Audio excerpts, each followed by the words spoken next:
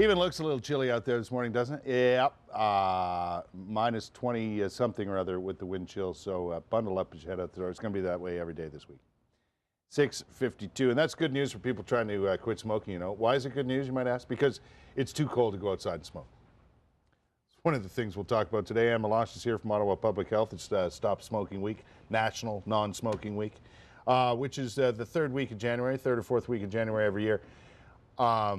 And it really helps out the people who've taken upon themselves to quit for New Year's. Right? Absolutely. Right. It's a good time. But you have other programs, lots of help out there, and that's what people should be aware of, that they really don't have to go this alone, that there's a lot of things that can really help them out along their journey. Absolutely.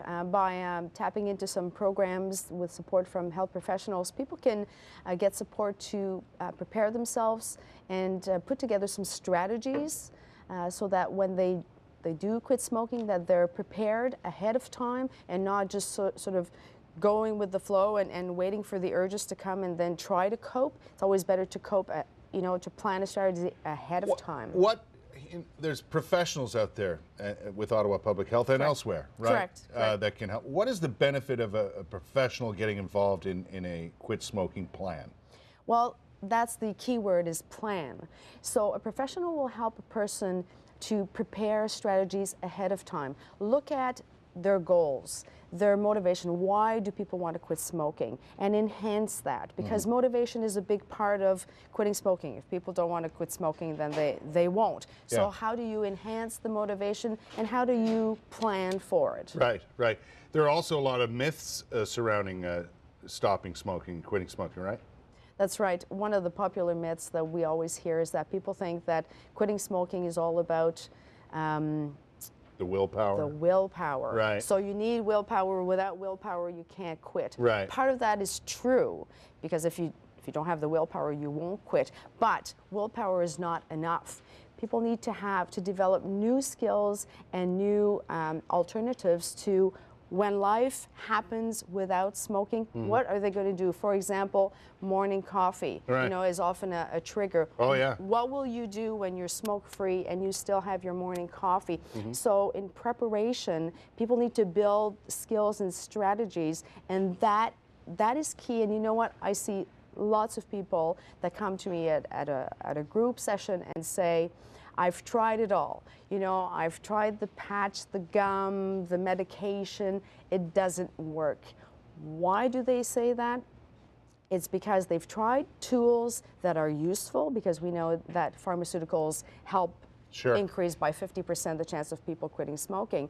But what about the other tools that they need? People need to build, that there's a component of the addiction that's psychosocial. Yeah. And what that means is all the associations that people did over time of smoking. I smoke when I'm stressed. I smoke when I'm happy, when I'm sad, when I'm lonely, et cetera, et cetera.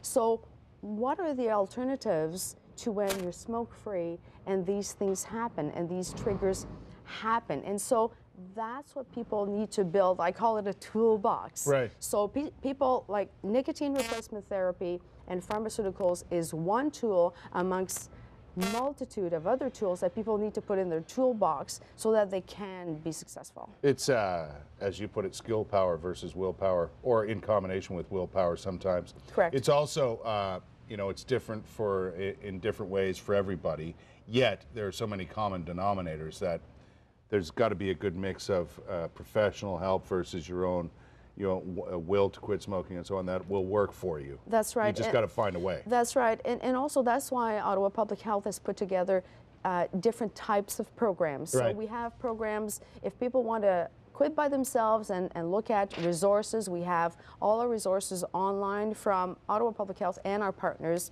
We have 2-hour workshops. We have 4-week programs, and people can call our information line and get support one-on-one.